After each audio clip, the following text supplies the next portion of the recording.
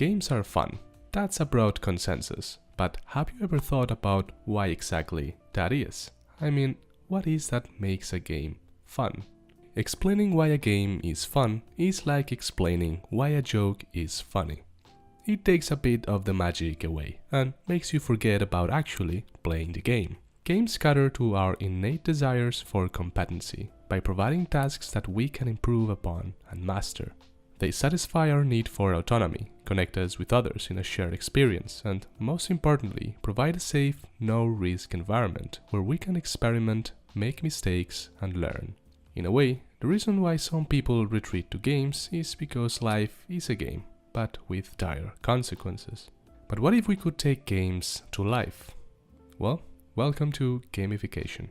That said, gamification is more than just playing games. Rather, it's the process of using game design elements and principles in non-game contexts. It's taking the fun, engaging, and compelling aspects of your favorite pastimes and applying them to, let's say, your work, learning, or even your daily routine.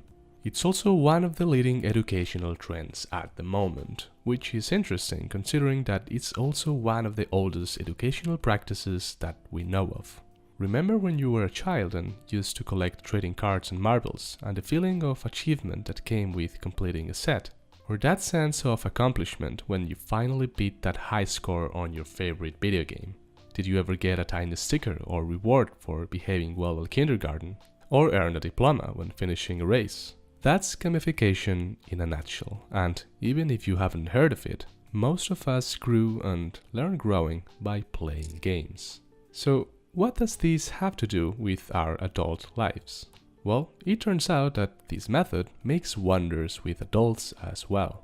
We're just bigger kids at the end of the day and enjoy fast, easy rewards as much as they do, and sometimes even more. Now you might be thinking, do I really encounter gamification in my life? Chances are you probably do.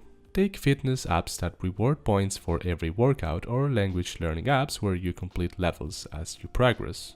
These are all examples of gamification. In the business world, gamification is used in training employees, improving productivity, marketing, and customer engagement. Companies are discovering that when work feels more like play, people get a deeper sense of accomplishment, and that's because games tap into our natural desire for competition, achievement, and collaboration. They motivate us to engage more profoundly and help us achieve our goals in a fun and interactive way that doesn't feel like work, but like play. Or that's the main idea, at least. How to properly implement gamification is a whole different beast, and a story for another day. In the meantime, you can check our full in-depth article in gamification in our website, smowltech.net. At Smowltech, we develop a proctoring solution, Smowl, that uses machine learning and artificial intelligence to help businesses and educational institutions guarantee integrity under digital and online assessments. We hope this video helped you gain insight into gamification. If you liked it, please give us a like and share the video. See you in the next one.